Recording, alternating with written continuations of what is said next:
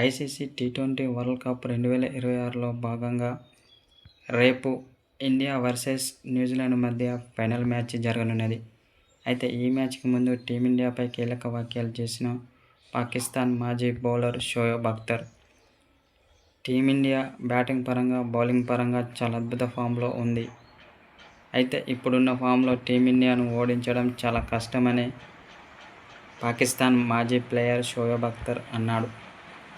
మొన్న జరిగిన మ్యాచ్లో ఇంగ్లాండ్ను చాలా ఘోరంగా ఓడించిందనే చెప్పాలి. అయితే ఒకానొక సందర్భంలో ఇంగ్లాండ్ గెలుస్తుందని అందరూ అనుకున్నారు. కానీ హార్దిక్ పాండ్యా బేతెల్ను రనౌట్ చేసిన ఆ సన్నివేశం చాలా అద్భుతమని పాకిస్తాన్ మాజీ ప్లేయర్ షోయబ్ అఖ్తర్ ఓ సోషల్ మీడియా ద్వారా తెలిపాడు. అయితే రేపు ఐసీసీ టీ20 వరల్డ్ కప్ ఫైనల్లో న్యూజిలాండ్తో టీమిండియా అమీతుమీ తేల్చుకోనున్నది. అయితే ఇరు జట్లు బలాబలాలు చూసుకున్నట్లయితే న్యూజిలాండ్ కంటే టీమిండియానే చాలా బలంగా కనిపిస్తుందని షోయబ్ అఖ్తర్ అన్నాడు. ఎందుకంటే మొన్న జరిగిన మ్యాచ్లో టీమిండియా బ్యాటింగ్ పరంగా, బౌలింగ్ పరంగా, అలాగే ఫీల్డింగ్ పరంగా చాలా అద్భుతంగా రాణించి టీమిండియా విజయంలో కీలక పాత్ర పోషించారు. ముఖ్యంగా సంజు శాంసన్ చాలా అద్భుత ఫామ్లో ఉన్నాడు. అయితే రేపు జరగబోయే ఫైనల్ మ్యాచ్లో అతన్ని ఎంత త్వరగా అవుట్ చేస్తే అంత మంచిది. లేకుంటే మాత్రం న్యూజిలాండ్ ఆటగాళ్లు భారీ మూల్యం చెల్లించుకోవాల్సి వస్తుందని పాకిస్తాన్ మాజీ ప్లేయర్ షోయబ్ అఖ్తర్ ఓ సోషల్ మీడియా ద్వారా తెలిపాడు.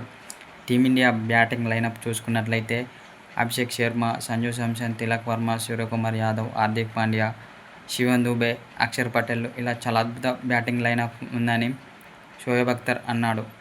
మిడిల్ ఆర్డర్లో శివమ్ దుబే, హార్దిక్ పాండ్యా చాలా అద్భుతంగా రాణిస్తూ టీమిండియా విజయంలో కీలక పాత్ర పోషిస్తున్నారు. ముఖ్యంగా హార్దిక్ పాండ్యా బ్యాట్తోనే కాకుండా బాల్తోనూ, అటు ఫీల్డింగ్లోనూ చాలా అద్భుతంగా రాణిస్తూ ఆల్రౌండర్ షో ప్రదర్శిస్తున్నాడు.